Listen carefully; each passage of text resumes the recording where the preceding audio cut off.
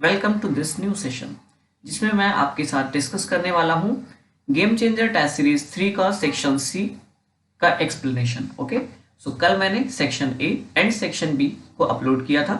आज हम लोग बात करेंगे सेक्शन सी की और इसके बाद एक वीडियो अपलोड करूंगा जो सेक्शन डी। दोनों वीडियो आज ही आपको मिल जाएंगे।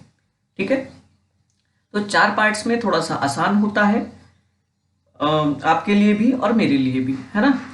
जिससे कि शॉर्ट वीडियो होता है, आपको देखने में भी। वो बड़ा वीडियो पूरा 1-1.5 घंटे का, 2 घंटे का। अब देखो, नॉर्मल सी बात है कि आप उस पेपर को 3 आवर्स में सॉल्व करते हैं, है ना। तो मैं तो उसको कंप्रेस करके 2 घंटे या 2.5 घंटे में ही सॉल्व करने की कोशिश करता हूँ, है ना। तो उस एफर्ट को भी तो देखिए। तो आप मेरी अप्रोच को देखिए कि मैं उस पेपर को कैसे उठाता हूँ, है ना।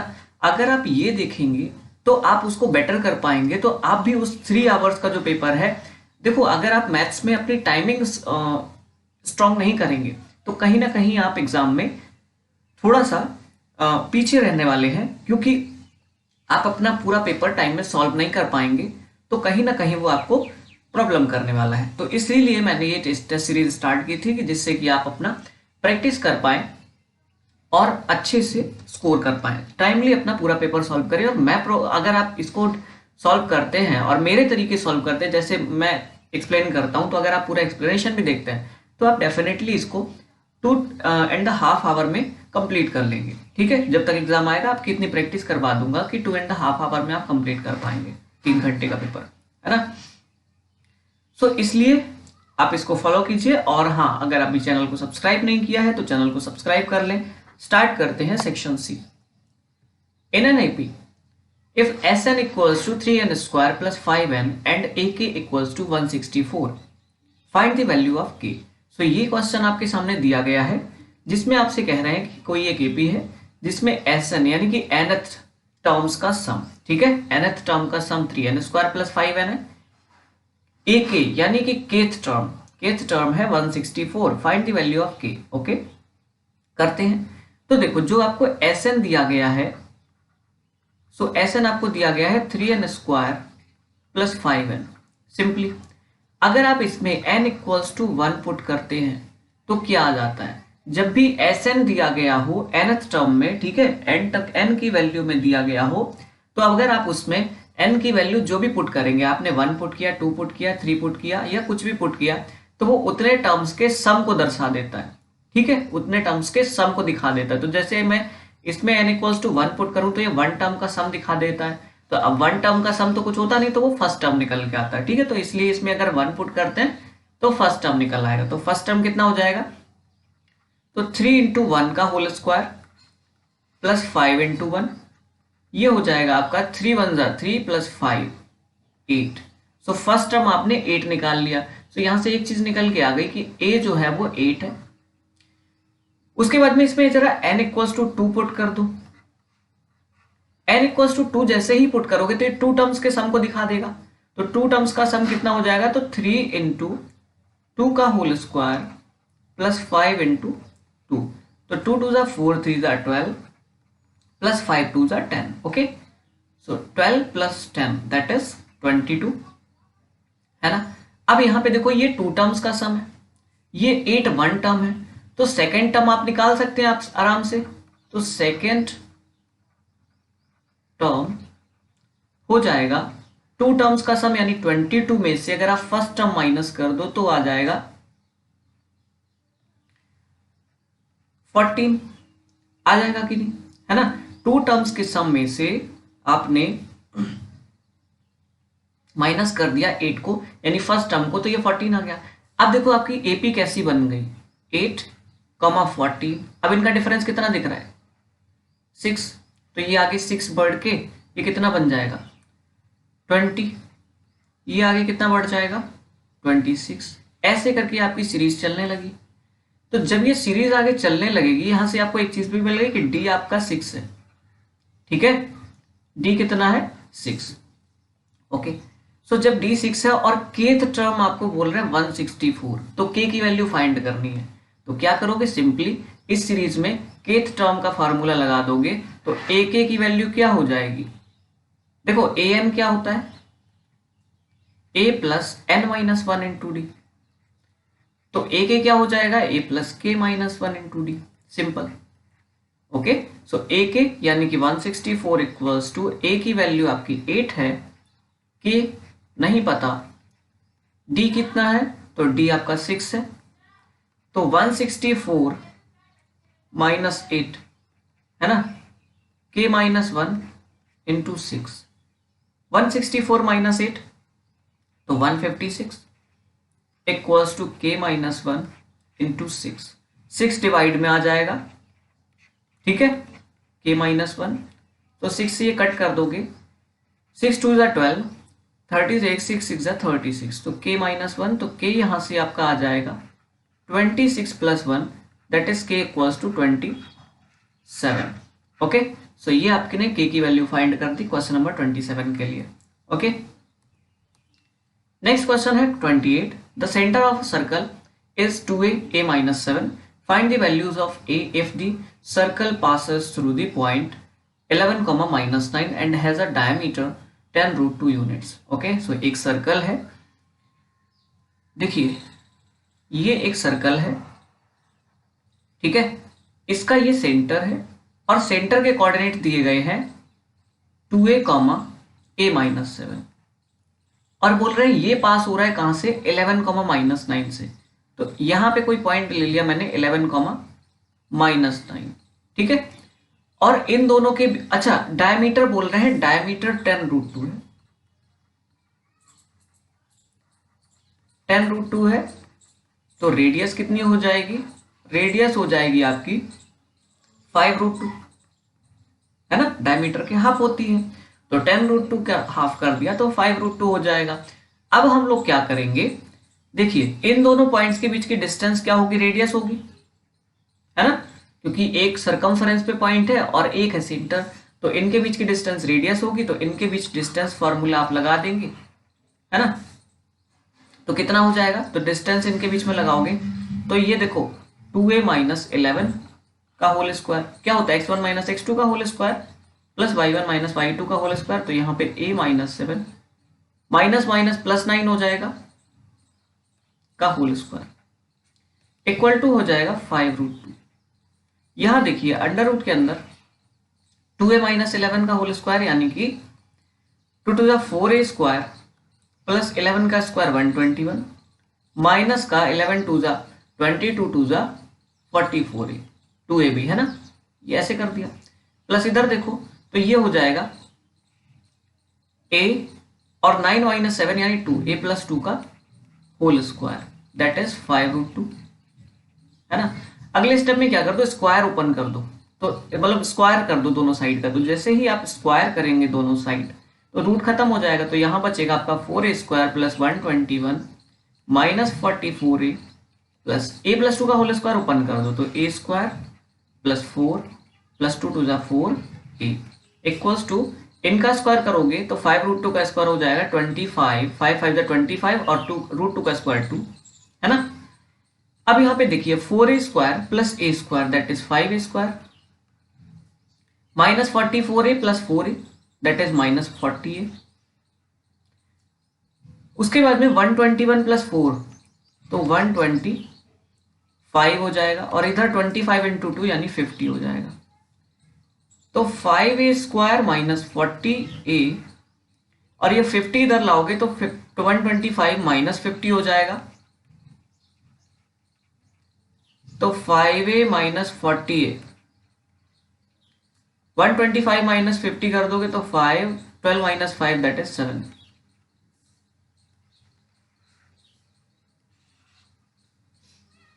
5 से पूरे में डिवाइड कर दो तो a माइनस 8a, ठीक है, a स्क्वायर मतलब सॉरी यहां पे देखो a स्क्वायर चल रहा है ना, सो a स्क्वायर कर लो, तो a square minus 8a plus 75 में 5 से डिवाइड करोगे तो 15 आ जाएगा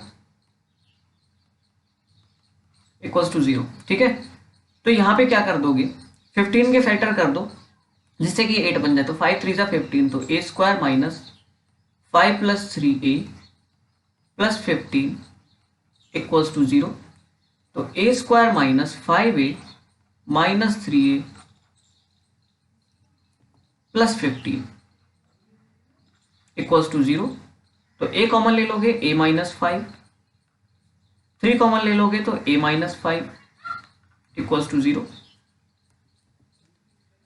अब यहां पे देखो a माइनस 5 कॉमन ले लिया तो a माइनस 3 आ जाएगा इक्वल्स टू 0। तो a की दो वैल्यू आ जाएंगी, एक तो 5 और एक 3। ठीक है, तो यहां पे क्या बोल रहे हैं, find the value of a। a की वैल्यू फाइंड करनी थी तो a की दो वैल्यू आ जाएंगी 5 एंड 3। ओके, तो ये आपका आंसर हो गया। क्वेश्चन नंबर 29 की बात करते हैं। The sum of the first n terms of N AP whose first term is 8 and the common difference is 20 is equal to the sum of first 2n terms of another AP whose first term is -30 and the common difference is 8। देखो आपको दो AP की बात करी जा रही है, तो मैं पहले AP बनाता हूँ फिर क्वेश्चन आपको समझाता हूँ कि क्वेश्चन क्या है। तो पहली AP की बात करी जा रही है कि फर्स्ट AP जो है AP1 डाल लो इसको। ठीक है, AP1 क्या है, फर्स्ट टर्म इसका 8 है and the common difference is 20। तो कॉमन डिफरेंस 20 है तो सेकंड माइनस फर्स्ट टर्म 20 होता है, तो 20 प्लस करते जाओगे इनमें, तो सेकंड टर्म आपका बन के आ जाएगा 28। देन अगला टर्म बन के आ जाएगा, इसमें 20 प्लस करोगे तो 48 हो जाएगा, इसमें करोगे तो आगे ऐसे ही आपका 68 बन जाएगा और ऐसे डॉट डॉट डॉट डॉट चलता जाएगा। ओके, उसके बाद में सेकेंड एपी की बात करी जा रही है। AP2 जो है वो है आपका फर्स्ट टर्म इसका -30 है एंड कॉमन डिफरेंस जो है वो 8 है। ठीक है, तो 8 इसमें प्लस करोगे तो कितना हो जाएगा, तो -22 आ जाएगा। इसमें 8 प्लस करोगे तो -14 आ जाएगा और इसमें 8 प्लस करोगे तो -6 आ जाएगा और ऐसे डॉटेड चलता जाएगा। ठीक है, ये दो आपके पास एपी है। अब आपको क्या करना है, देखिए आपसे ये बोल रहे हैं sum of first n terms of N AP. जो फर्स्ट एपी है उसके n टर्म्स का सम और जो सेकेंड एपी है उसके 2n टर्म्स का सम इक्वल है, तो n की वैल्यू फाइंड करनी है। करते हैं, देखो तो फर्स्ट एपी में Sn निकालोगे ना, n टर्म्स का सम, वो कितना हो जाएगा, तो देखो ये हो जाएगा आपका n/2 2a plus n-1 into D simply. तो n/2, n तो पता नहीं आपको कितना है 2a, तो a आपका 8 है तो 2a 16 हो जाएगा प्लस n-1 और d आपका है कितना 20। तो मल्टीप्लाई जब कर दोगे तो n/2 16 प्लस 20n-20, तो n/2 20n-4 है ना। 2 यहां से कॉमन लेके कट कर दो चाहो तो 2 जब कट कर दोगे तो देखो n बचेगा बाहर और 2 कट हो गया तो 10n-2 बचा। ठीक है, ये तो इनका सम आ गया। अब देखो जरा इस वाली एपी में बात करते हैं, तो इसमें 2n टर्म्स का सम चाहिए, तो कुछ नहीं करना, जहां पे n रखा है वहां पे 2n कर दो। तो s 2n चाहिए, तो 2n/2 2a plus 2n-1 into D. यहां देखो 2 से 2 पहले ही कट गया, तो n 2a की वैल्यू इसमें देखो -30 है तो 2a की वैल्यू -60 हो जाएगी, है ना, -60 प्लस 2n, n तो पता ही नहीं है तो 2n-1 और d की वैल्यू यहाँ पे 8 है, तो ये हो जाएगा n -60 प्लस 8 2 जा 16n-8, तो n 16n-68। ठीक है, ये वैल्यू आपको मिल गई। अब आपको क्या करना है, देखिए ये दोनों एपी जो है ये इक्वल है, सॉरी इनका जो सम है वो इक्वल है, तो इनको आपको क्या कर देना है, इक्वल कर देना है। तो नेक्स्ट पेज पे मैं कर रहा हूं, तो n 10n-2 n 10n-2 equal है n 16n-68 n 16n-68 के। ठीक है, तो यहां से देखो n तो सबसे पहले कट गया, उसके बाद में 16n इधर ले आओ तो -2 इधर ले जाओगे, तो 10n-16n इक्वल्स टू 68 प्लस 2, तो -68, तो 10n-16n that is -6n equals to -68 plus 2 that is minus 66. So from here 6n equals to 66, n equals to 66 divided by 6, n equals to 11. So n की वैल्यू आपने find कर दी 11. सो अब बात करते हैं question number 30 की. In what ratio does y axis divide the line segment joining the points -4,7 and 3,-7. So एक लाइन है -4,7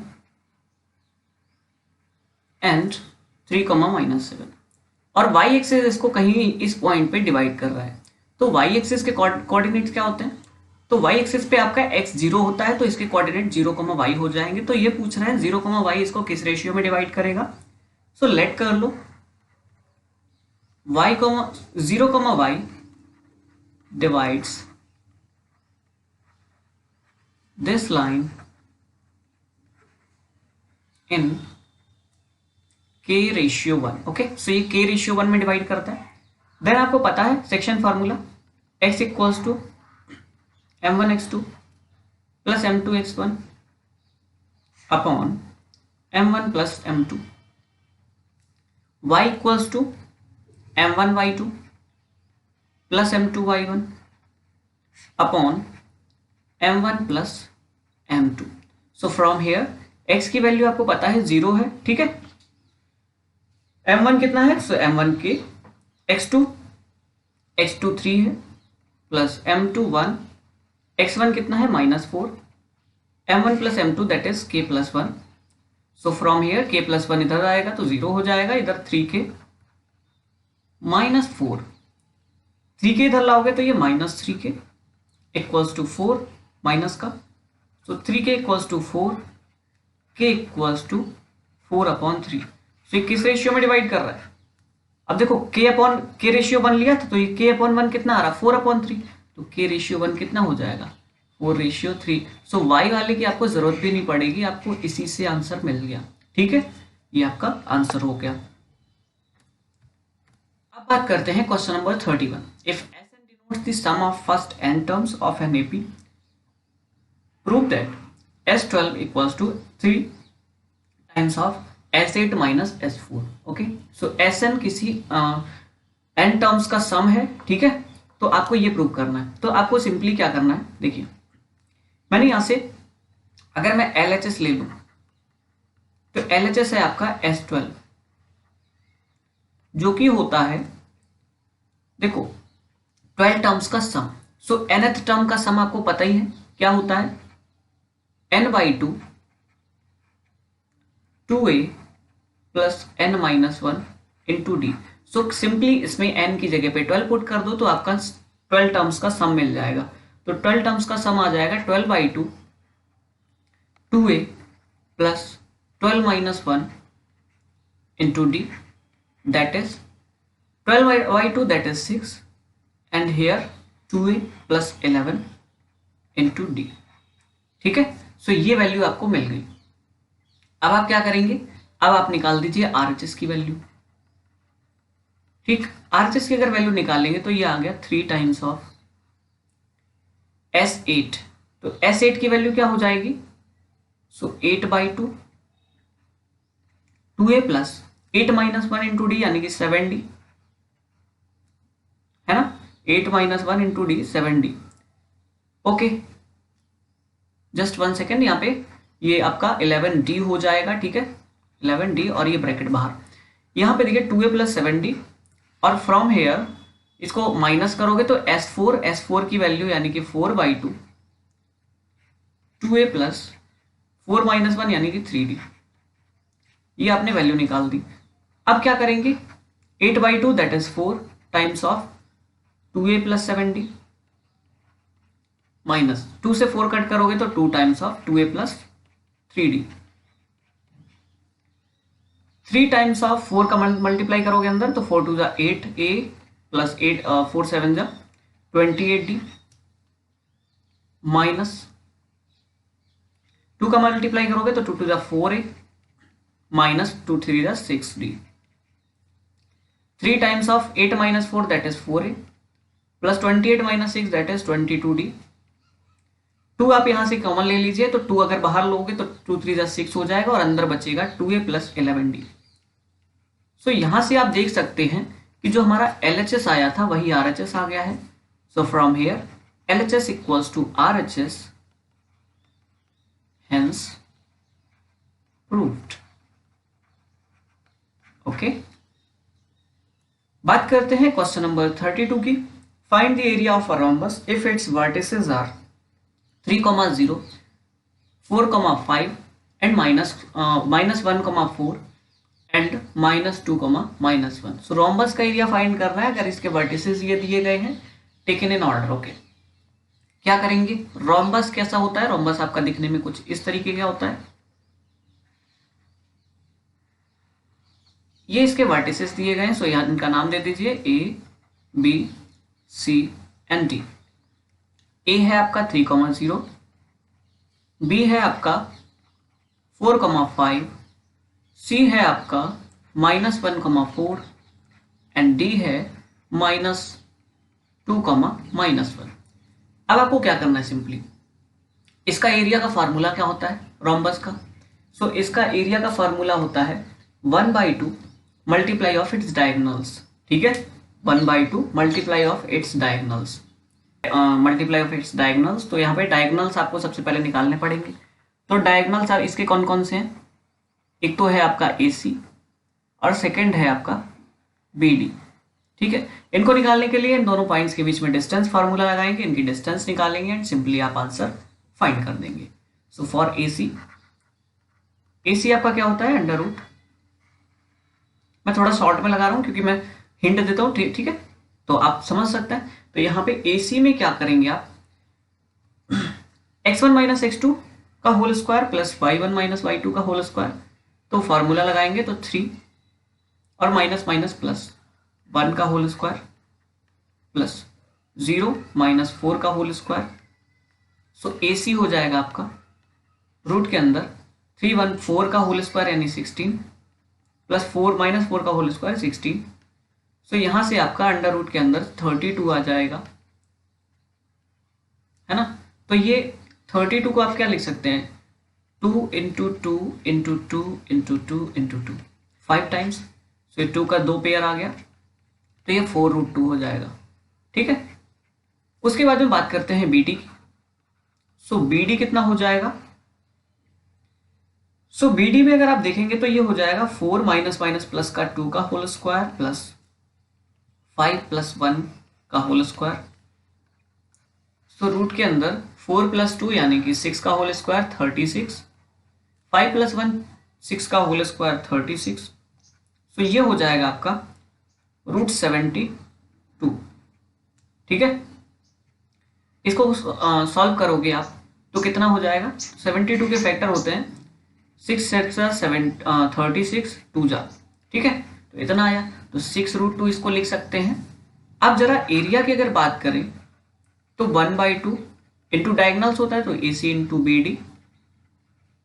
सो 1/2 AC आपका हो जाएगा √32 और BD हो √32 की जगह पे मैंने जो 4√2 निकाला वो रख दो, थोड़ा सा आसानी होगी।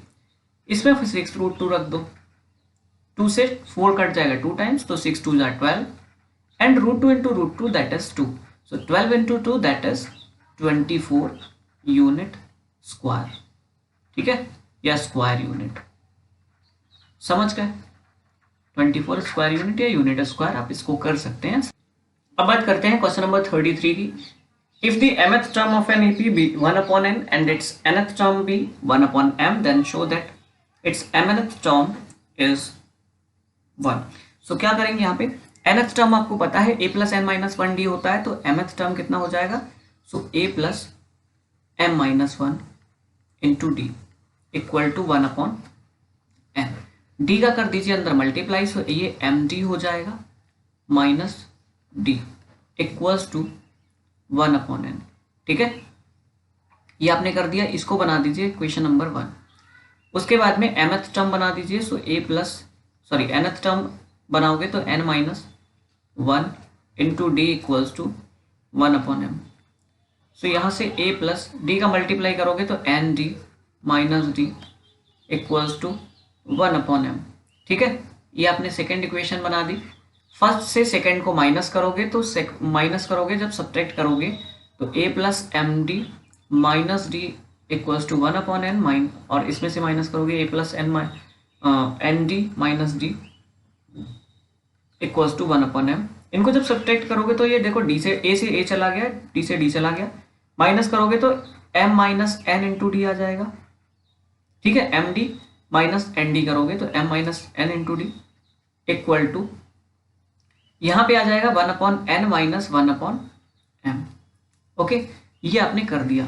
अब यहां से आप क्या करेंगे, m minus N into D equal to 1/n minus 1/m, तो m minus n upon m n. ठीक है, क्रॉस मल्टीप्लाई कर दिया। यहां से देखो m माइनस एन से m माइनस एन चला गया तो d इक्वल्स टू आ गया 1/mn। d की वैल्यू उठा के किसी भी इक्वेशन में पुट कर दो। ओके, सो a की वैल्यू निकल आएगी। तो यहाँ पे क्या करोगे, फर्स्ट इक्वेशन में ही रख रहा हूं मैं, तो a plus m minus 1 into D है, तो d की जगह पे रख दोगे 1/mn इक्वल टू 1/n। तो a प्लस इनका अंदर मल्टीप्लाई करोगे तो m/mn हो जाएगा minus 1/mn equal to 1/n। a plus m/mn, तो m से m चला गया तो 1/n minus 1/mn equal to 1/n। 1/n से 1/n चला गया तो a इक्वल्स टू हो जाएगा 1/m इंटू n। दोनों की वैल्यू निकालने के बाद में आप क्या करोगे, आपको निकालना है mnth टर्म, तो a plus mn minus 1 into D ये निकालोगे। तो a की जगह पे रख दोगे 1/mn प्लस mn माइनस 1, और d की जगह पे भी रख दोगे 1/mn। तो यहां से क्या आ जाएगा 1/mn plus mn upon mn, क्योंकि mn का अंदर 1/mn का अंदर मल्टीप्लाई कर दोगे, सो माइनस का 1/mn ये आ गया। ये दोनों का एक कट, और mn से mn कट जाएगा तो यहाँ 1 आंसर आपका मिल जाएगा। सो आपने प्रूव कर दिया कि mnth term is 1। Question number 30, question number 34 की बात करते हैं। If a and b are -2, -2 and 2, -4 respectively, find the coordinates of p such that AP equals to 3/7 AB and P lies on the line segment this। So ऐसे करके आपकी एक line segment है, इसमें ये पॉइंट आपका -2, -2 है, ये पॉइंट A है, पॉइंट B आपका 2, -4 है। ठीक है, इतना आपने बना दिया। तो आपसे ये कह रहे हैं कि P इस पे कोई पॉइंट लाई करेगा, यहाँ पे सपोज करो, और ये 3:7 में डिवाइड कर रहे हैं इनको, तो रेशियो आपको पता है कि 3:7 है। ठीक है, तो आपको P की वैल्यू फाइंड करनी है। P क्या होता है, x, y एक पॉइंट है। तो इसकी वैल्यू कैसे निकालते हैं, सेक्शन फॉर्मूला लगाते हैं, x equals to m1x2 plus m2x1 upon m1 plus m2। x की वैल्यू निकालनी है, सो m1 की जगह पे 3 रखेंगे, x2 कितना हो जाएगा, सो x2 आपका 2 प्लस m2 यानी 7, और x1 कितना हो जाएगा, x1 हो जाएगा आपका -2। ठीक है, into -2 upon m1 plus m2 यानी 7 प्लस 3 दैट इज 10। ऐसे ही यहाँ पे y की वैल्यू निकाल दोगे, तो y की वैल्यू क्या होती है, m1 y2 plus m2 y1 upon m1 plus m2। सो y की वैल्यू हो जाएगी m1 यानी कि 3 इंटू y2 की वैल्यू -4, m2 7, y1 की value -2 upon m1 plus m2। x की वैल्यू हो जाएगी 3 2 6 -7 2 14 अपॉन 10, तो x equals to 6 - 14 that is -8 divided by 10, x equals to हो जाएगा माइनस का 4/5। y की बात करते हैं तो y इक्वल्स टू हो जाएगा माइनस का 12 माइनस का 14 upon m1 plus m2 that is 10, यहाँ पे 10 रख दो, तो y इक्वल्स टू हो जाएगा आपका माइनस का 26, ओके, डिवाइडेड बाई 10, तो ये माइनस का 13/5 हो जाएगा। तो x, y आपका आ जाएगा -4,5, -13/5। ओके, सो ये था आपका पूरा सेक्शन सी, जिसमें हमने कुछ क्वेश्चंस डिस्कस किए। सो आई होप आपने मैच किए होंगे और आपने कई क्वेश्चंस करेक्ट किए होंगे, है ना। सो आपको क्या करना है, बस ऐसे ही अपने क्वेश्चन सॉल्व करने हैं, मैच करते जाना, अपनी स्पीड को मेंटेन करना है, ठीक है। कितने कम टाइम में आप इसको कर पा रहे हैं। आगे मैं एक स्ट्रेटेजी भी लाऊंगा जिसमें मैं पेपर सॉल्विंग के लिए लाऊंगा, ठीक है, कि कितने मिनट में आपको कौन सा सेक्शन करना चाहिए, ठीक है। सो ये मैं लाने वाला हूं। बाकी आप चैनल को सब्सक्राइब कर लीजिए। Okay, so good bye and take care.